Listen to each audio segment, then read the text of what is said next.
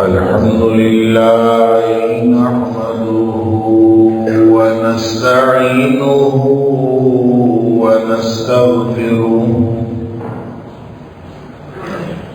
ونؤمن به ونتوكل عليه ونعوذ بالله من شرور أنفسنا ومن سيئات أعمالنا من يهده الله فلا مضل له ومن يضلل فلا هادي له وأشهد أن لا إله إلا الله وحده لا شريك له وأشهد أن محمدا عبده ورسوله صلى الله عليه وسلم أرسله بالحق بشيرا ونذيرا بين يدي الساعة فمن يطع الله ورسوله فقد رشد واهتدى ومن يعص الله ورسوله فقد ضل وغوى فإنه لا يضر إلا نفسه ولا يضر الله شيئا نسأل الله ربنا أن يجعلنا ممن يطيعه ويطيع رسوله ويتبع رضوانه ويجتنب سخطه فإنما نحن به وله أما بعد فإن خير الحديث كتاب الله وخير الهدي هدي محمد صلى الله عليه وآله وسلم وشر الأمور محدثاتها وكل محدثة بدعة وكل بدعة ضلالة وكل ضلالة في النار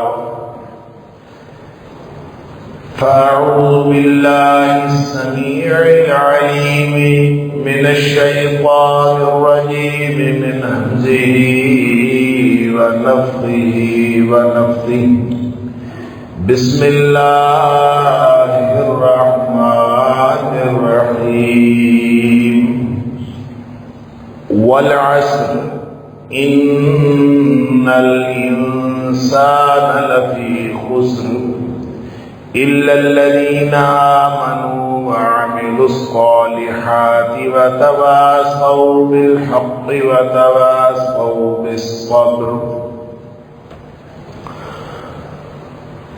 قسم ہے زمانے کی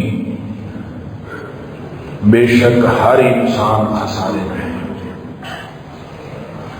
سوائے ان لوگوں کے جو ایمان لائے اور انہوں نے عمل کیے صالح اور اچھے عمل کیے اور حق کی ایک دوسرے کو وصیت کی اور صبر کی ایک دوسرے کو تلقین کی صدق اللہ العظیم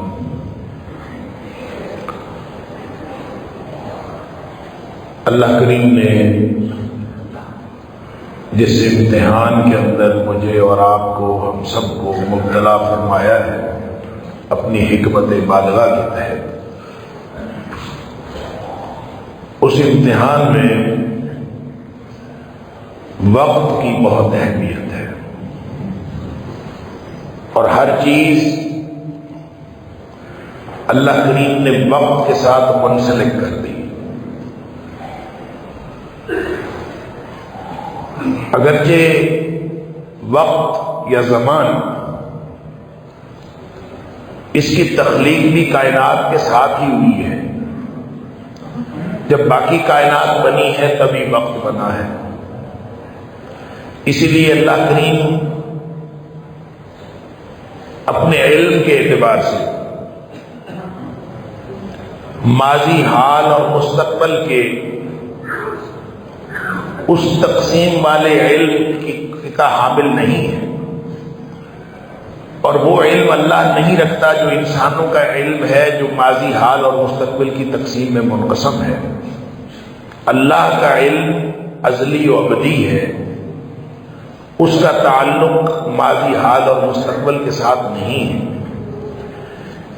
جب وقت نہیں بنا تھا، جب زمان نہیں بنا تھا، کائنات نہیں بنی تھی، اللہ کو اس وقت کا بھی علم تھا، اور اللہ اس بات کو بھی جانتا ہے جب یہ کائنات نہیں بنی تھی. اور جب کائنات بنی ہے تو کائنات جب نہیں ہوگی تو بھی اللہ تعالیٰ کا علم موجود ہوگا. لہذا اللہ کے علم کی وسعت کا ہم اندازہ نہیں کر سکتے، اللہ کے علم کی نوعیت کا بھی ہم اندازہ نہیں کر سکتے. جب اللہ کے علم کی بات آتی ہے تو صاف انسان اپنے علم کے اعتبار سے تقابل کرنا شروع کر دیتا. اسی وجہ سے بہت سارے فلاسفہ جو ہیں ان کو مغالطہ ہوا ہے.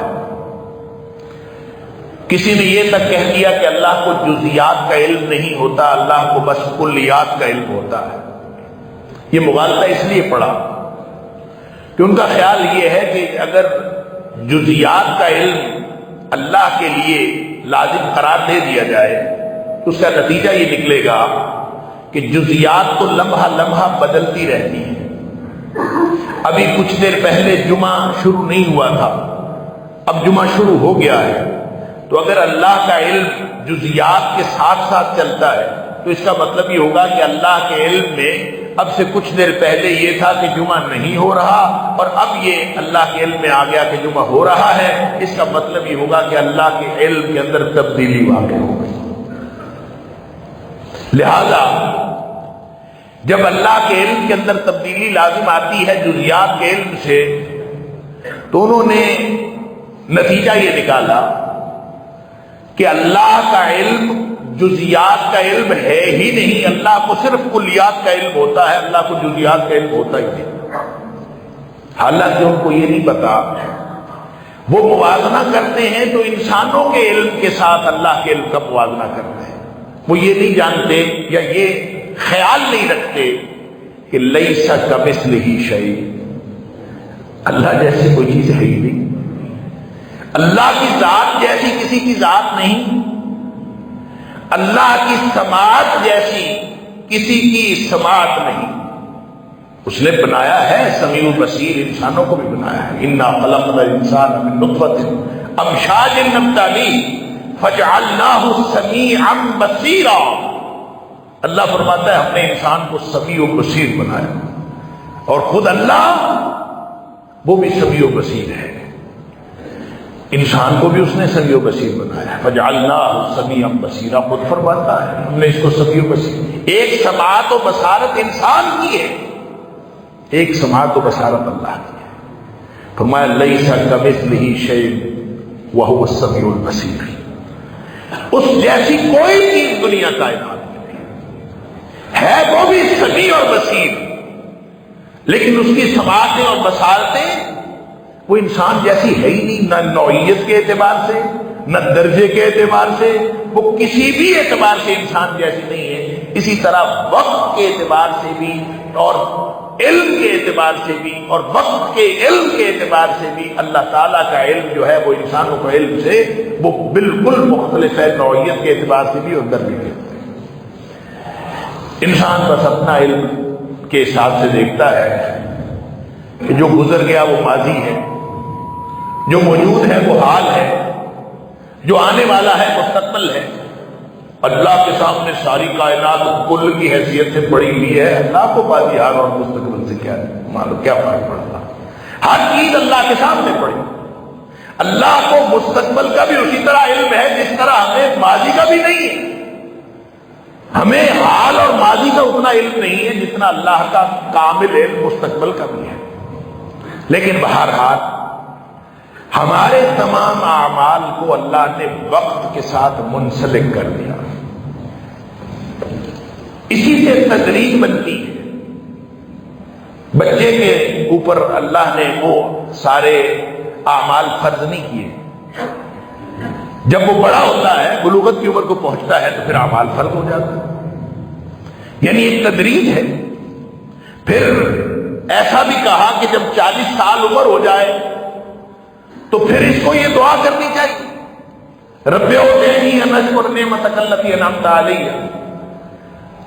یہ جو دعا ہے اللہ کریم نے سورہ احقاف کے اندر بیان فرمایا یہ 40 سال کی عمر کو جب پہنچتا ہے تو اس کو یہ دعا کرنی چاہیے۔ اس کا مطلب ہے عمر کے ساتھ ساتھ انسان کی ذمہ داریوں میں فرق پڑتا ہے، انسان کے ایمان کی کیفیت کے اندر فرق پڑتا ہے، اور انسان کو اللہ تعالیٰ سے جو دعائیں کرنی ہیں ان دعاؤں میں بھی فرق پڑتا ہے۔ بچہ اور طرح کی دعائیں کرتا ہے، اور جوان اور طرح کی دعائیں کرتا ہے، اور ادھیڑ عمر کا آدمی اور طرح کی دعائیں کرتا ہے، اور بوڑھا اور طرح کی دعائیں کرتا ہے۔ ہر چیز کا تعلق تدریج کے ساتھ، وقت کے ساتھ۔ پھر یہ جو نماز ہمارے اوپر فرض کی اس کو بھی وقت کے ساتھ جوڑ دیا۔ ان الصلاۃ کانت علی المؤمنین کتابا موقوتا، نماز وقت کے ساتھ ہے، یہ جو فرض کی ہے ان الصلاۃ کانت علی المؤمنین کتابا موقوتا، نماز جو ہے وہ وقت کے ساتھ فرض کی ہوئی۔ لہذا یہ نہیں ہے کہ کوئی شخص اپنی مرضی سے شام کو یا سونے سے پہلے عشاء کے وقت 5 نمازیں اکٹھی پڑھ لیں۔ میرے پاس ایک آدمی آیا، وہ کہتا ہے پڑھا لکھا آدمی تھا، ڈگریوں والا تھا، وہ کہتا ہے یار کیا فرق پڑتا ہے، اللہ کو یاد کرنا ہے نا، نماز ہی پڑھنی، تو میں اگر 5 نمازیں سونے سے پہلے پڑھ لیا کروں تو کیا فرق پڑتا ہے؟ تو میں نے اس کو کہا کہ نماز اپنی مرضی کی پڑھنی ہے کہ اللہ کی مرضی کی پڑھنی ہے؟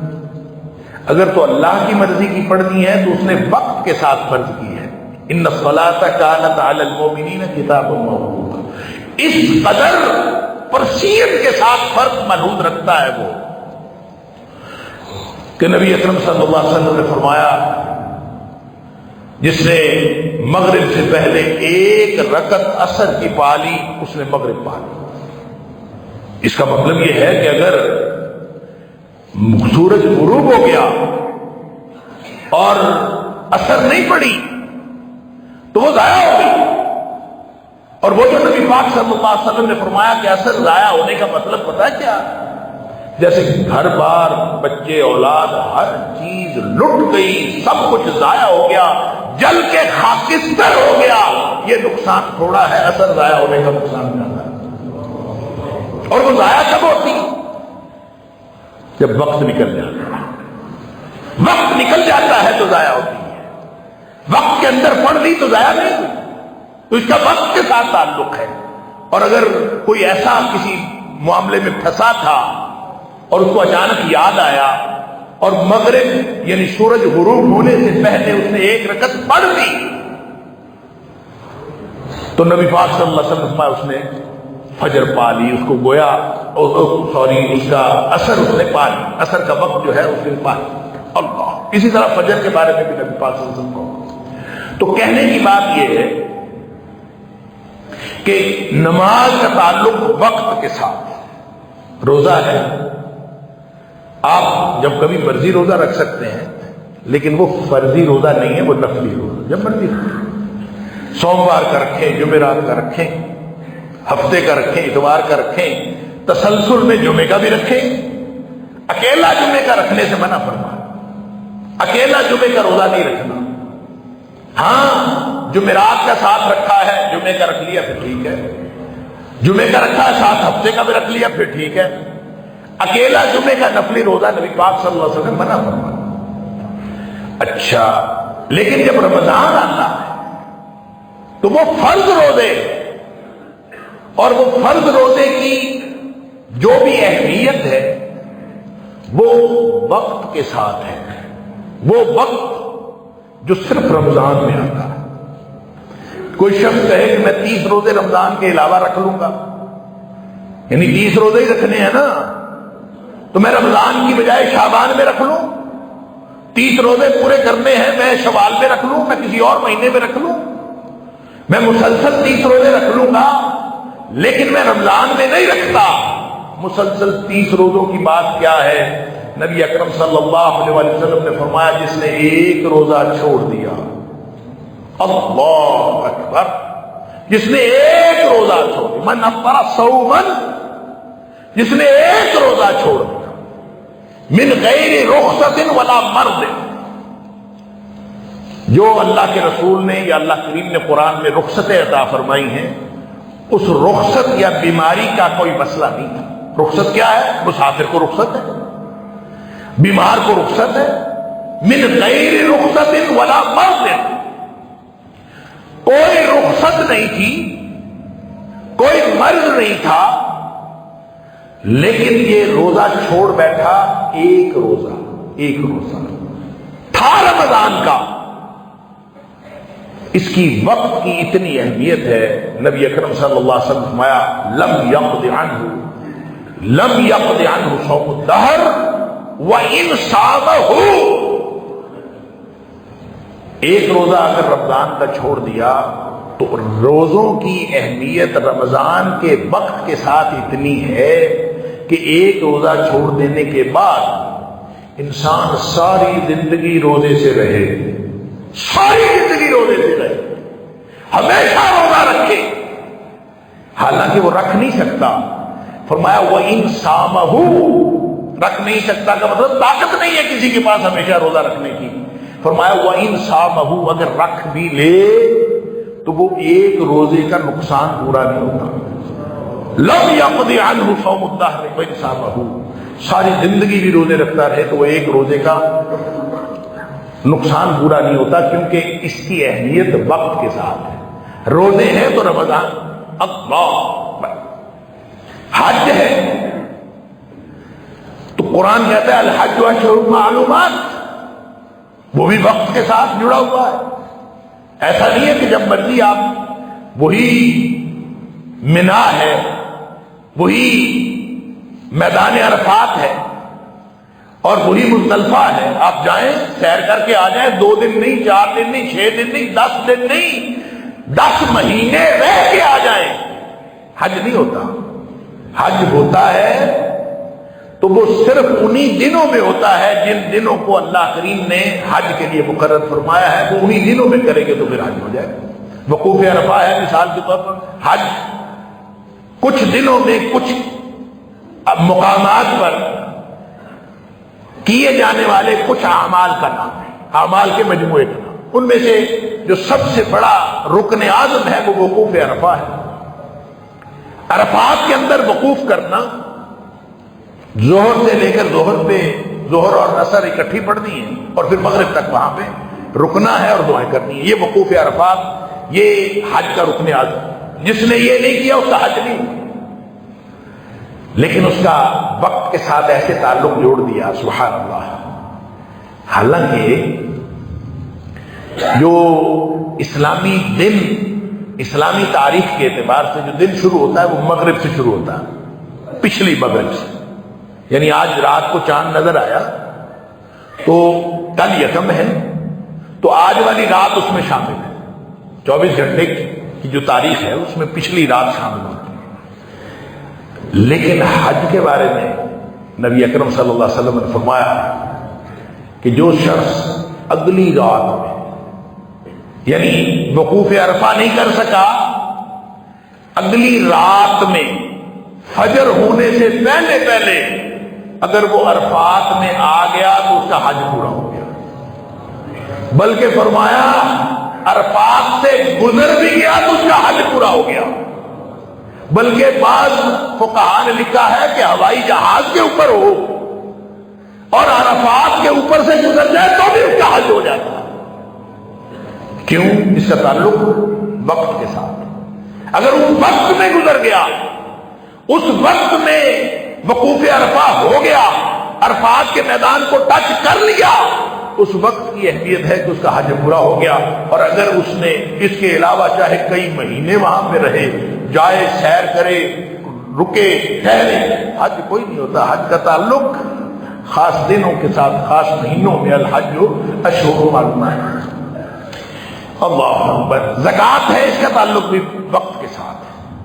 ہم نے تو ویسے رمضان کے ساتھ زکوٰۃ کو جوڑا ہوا ہے بر صغیر کے لوگوں نے، حالانکہ زکوٰۃ کا رمضان کے ساتھ کوئی تعلق نہیں.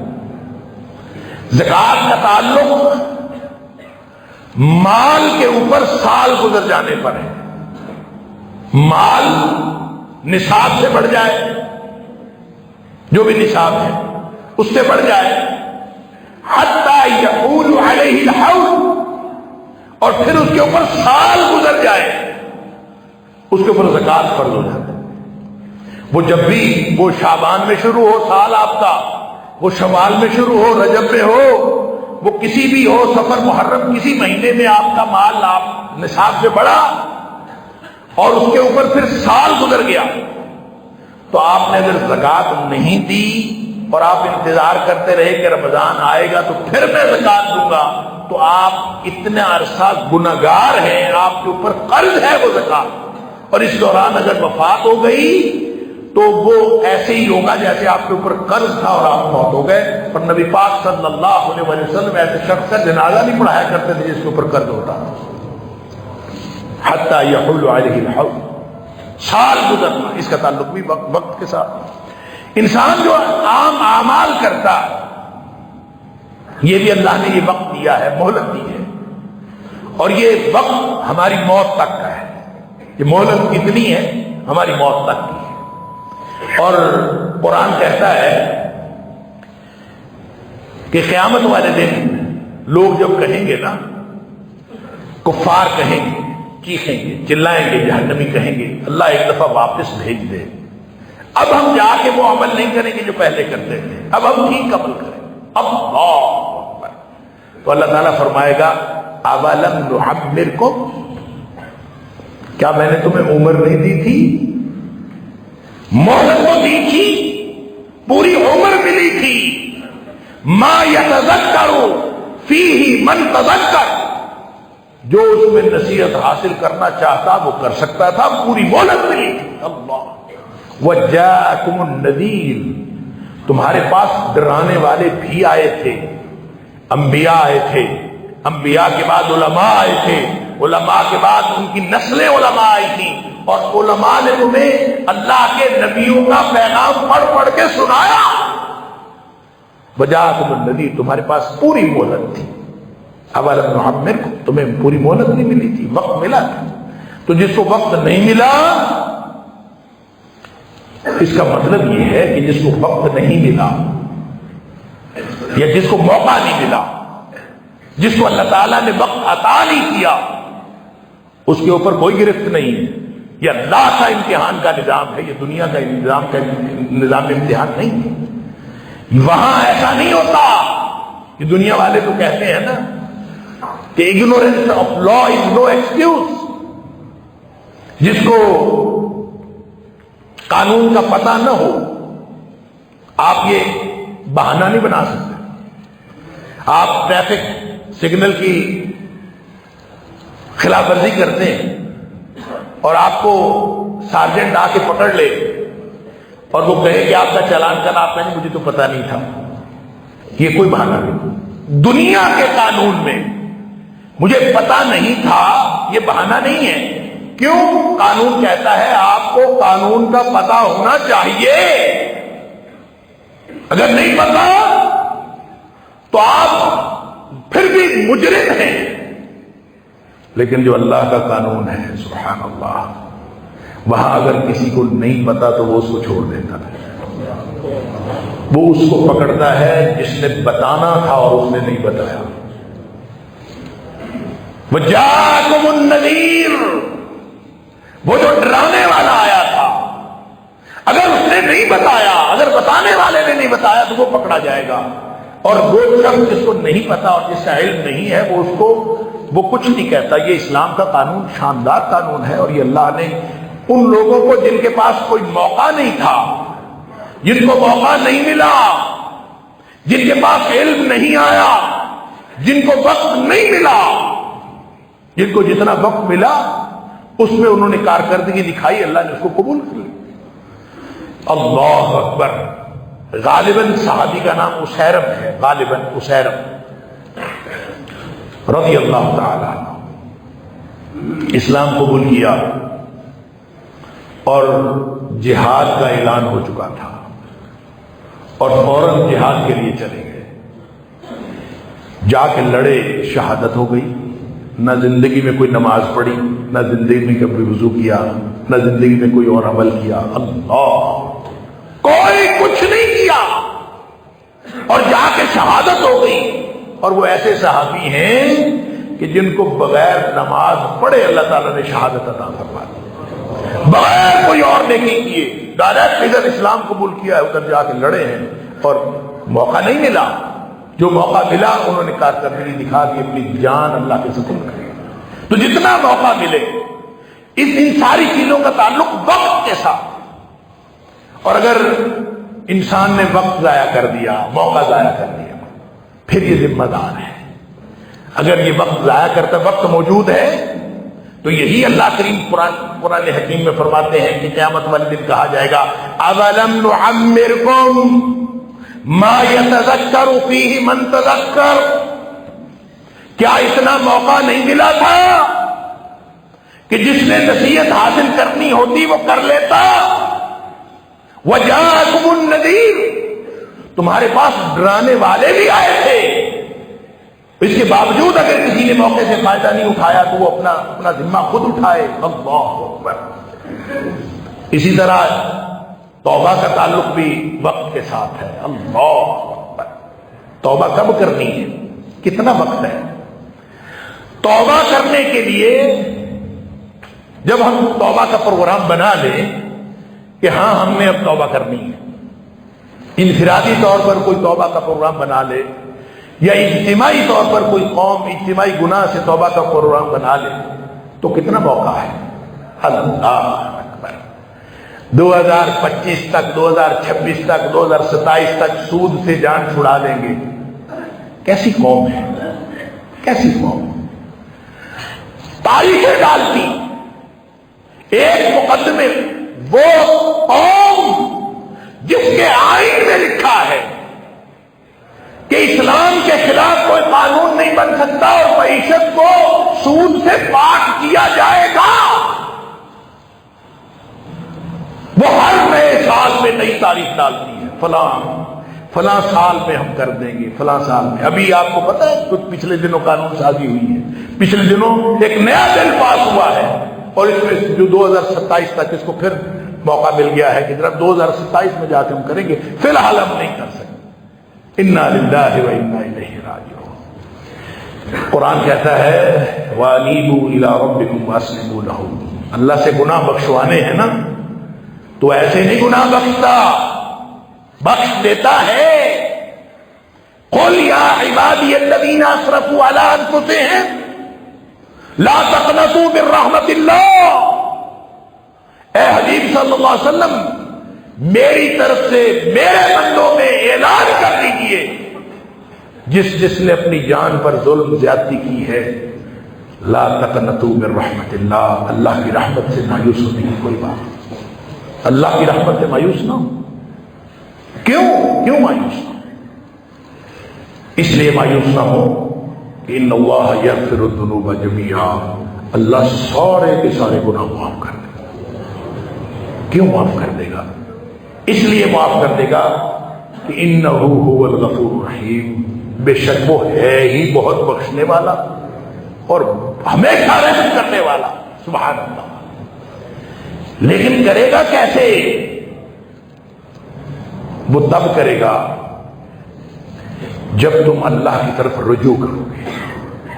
فرمایا وَأَنِيبُوا إِلَىٰ رَبِّكُمْ وَأَسْلِمُوا لَهُ، ہر طرف سے منہ موڑو، وَأَسْلِمُوا لَهُ، اور اپنے آپ کو اپنے اللہ کے سپرد کر دو۔ ہر طرف سے منہ موڑو اور اپنے آپ کو اپنے اللہ کے سپرد کرو۔ کب؟ 2027 میں، 2026 میں؟ کب؟ کون سی تاریخ ڈالنی ہے؟ انفرادی معاملہ ہو یا اجتماعی معاملہ ہو، کب کی تاریخ ڈالنی ہے؟ اللہ فرماتا ہے من قبل ان یاتیکم العذاب ثم لا تنصرون، بعد میں نہ گلا کرنا، توبہ کرنے کا وقت اب ہے۔ من قبل ان یاتیکم العذاب، اللہ کا عذاب آنے سے پہلے پہلے توبہ کرنی ہے۔ ثم لا تنصرون، پھر اس کے بعد اگر تم توبہ کر بھی لوگے پھر تمہاری کوئی مدد نہیں کی جائے گی۔ توبہ کرنے کا وقت کب ہے؟ توبہ کرنے کا وقت اب ہے۔ جس نے گناہ کیا، جس سے گناہ سرزد ہوا، جس سے گناہ کا ارتکاب ہوا، جس دن، جس وقت، جس لمحے گناہ کا احساس ہوا، اسی لمحے توبہ کرنا ضروری ہے۔ ہو سکتا ہے اگلا لمحہ یا اللہ کے عذاب کا لمحہ ہو یا ہماری موت کا لمحہ۔ موت آ گئی تو بھی مہلت ختم، اور عذاب آ گیا تو بھی مہلت ختم۔ ثم لا تنصرون، پھر اس کے بعد مدد نہیں کی جائے گی۔ تو توبہ کرنے کے لیے بھی تاریخ نہیں، وقت کون سا ہے؟ اب، کبھی دوسرا وقت نہیں ہے۔ چند لمحے بھی اگر تھوڑا بھی وقت گزار لیا، اللہ اکبر۔ وہ 99 قتلوں والی حدیث تو سنی ہوئی ہے نا، اس میں وقت نے کس طرح عمل کیا، وقت کس طرح اہم تھا۔ وہ بھاگتا پھرتا تھا، پوچھتا پھرتا تھا حل لہ من توبۃ، حل لہ من توبۃ۔ 99 قتل کیے ہوئے، ایک قتل اتنا بڑا گناہ ہے کہ جیسے ساری انسانیت کو قتل کیا، لیکن دل میں تڑپ تھی، حل لہ من توبۃ، ہے کوئی واپسی کا راستہ، کوئی واپسی کا راستہ، کوئی واپسی کا راستہ۔ فدل علی راہب، کسی نے کسی راہب کا پتہ بتایا، اس راہب سے جا کے پوچھو۔ راہب سے جا کے پوچھا، اس نے کہا ایک گناہ، ایک قتل، ساری انسانیت کا قتل ہے، تو نے 99 قتل کیے، تیری توبہ کیسے قبول ہو سکتی؟ غصہ آیا، اس راہب کو بھی قتل کر دیا۔ فکمل به 100، نبی پاک صلی اللہ علیہ وسلم 100 پورے کر دیے۔ لیکن تڑپ تھی، توبہ اسی وقت کرنا چاہتا تھا۔ فحل لہ من توبۃ، پوچھتا پھرتا، توبہ توبہ توبہ، کوئی واپسی کا دروازہ ہے؟ فدل علی عالم، کسی نے کسی عالم کا پتہ بتایا، گیا، عالم نے کہا تیرے اور تیری توبہ کے درمیان کون حائل ہو سکتا ہے؟ تیرے اور تیرے اللہ کے درمیان کون حائل ہو سکتا ہے؟ تو جب مرضی توبہ کر، لیکن توبہ کرنے کا طریقہ یہ ہے کہ فوراً یہاں سے نکل، انطلق الی کرد کذا و کذا، فلاں بستی چلا جا، وہاں فإن بہا اناس، اس بستی میں کچھ لوگ ہیں، یعبدون اللہ تعالی، اللہ کی بندگی کرتے ہیں، فاعبد اللہ معہم، تو وہاں جا کے ان کے ساتھ اللہ کی بندگی کرنی شروع کر۔ اب وہ تاریخ ڈال دیتا، تاریخ نہیں ڈالی، فوراً نکلا، فوراً نکلا۔ نبی پاک صلی اللہ علیہ وسلم فرماتے ہیں حتی اذا نصف الطریق، جب آدھا رستہ ہوا تھا، اتاہ الموت، اس کو موت آ گئی۔ تاریخ ڈالتا تو کہاں ہوتا؟ ادھر ہی ہوتا۔ تاریخ نہیں ڈالی، بھاگا، موت نے پھر بھی مہلت نہیں دی، آدھے رستے میں موت آ گئی، لیکن چونکہ بھاگا تھا، لیکن چونکہ چل پڑا تھا، لیکن چونکہ قدم اٹھا لیا تھا، لیکن چونکہ اپنی طلب کے ساتھ اس نے جتنا عمل کرنا تھا کر چکا تھا۔ کب کر چکا تھا؟ اب کر چکا تھا۔ اس نے مہلت نہیں، اس نے تاریخ نہیں ڈالی، اس نے فوراً۔ نبی کریم صلی اللہ علیہ وسلم نے فرمایا عذاب کے فرشتے بھی آ گئے، جنت کے فرشتے بھی آ گئے۔ عذاب کے فرشتے دلیل دیتے ہیں اس کو ہم نے لے کے جانا ہے، اس لیے کہ اس نے تو کوئی نیکی نہیں کی، انہ لم یعمل خیرا قط، اس نے زندگی میں کوئی ایک نیکی نہیں۔ کتنی مضبوط دلیل ہے، اس کو اپنے جہنم میں لے کے جانا ہے۔ انہ لم یعمل خیرا قط، اس نے زندگی میں کوئی نیکی نہیں کی۔ اب دوسروں کی دلیل سنیے، دوسرے فرشتے جو رحمت کے فرشتے، وہ کہتے ہیں انہ جاء تائبا مقبلا بقلبہ الی اللہ تعالی۔ اور مسئلہ یہ ہے، ٹھیک ہے اس بیچارے نے نیکی کوئی نہیں کی، لیکن جو ہی اس کو راستہ ملا، یہ اپنے دل سے توبہ کرتے ہوئے اللہ کی طرف واپس آ گیا تھا۔ فوراً چل پڑا تھا، آ گیا تھا، اس لیے اس کو رحمت کی، یہ اللہ کی رحمت کا امیدوار بن کے آیا تھا، لہذا اس کو ہم نے لے کے جانا ہے۔ نبی کریم صلی اللہ علیہ وسلم فرمایا اللہ تعالیٰ نے ایک آدمی کی شکل میں فرشتہ بھیجا، اس نے کہا فیصلہ میں کروا دیتا ہوں، پچھلی زمین بھی ناپ لو، اگلی زمین بھی ناپ لو، جس طرف زمین کم نکلے وہ فرشتے لے جائیں۔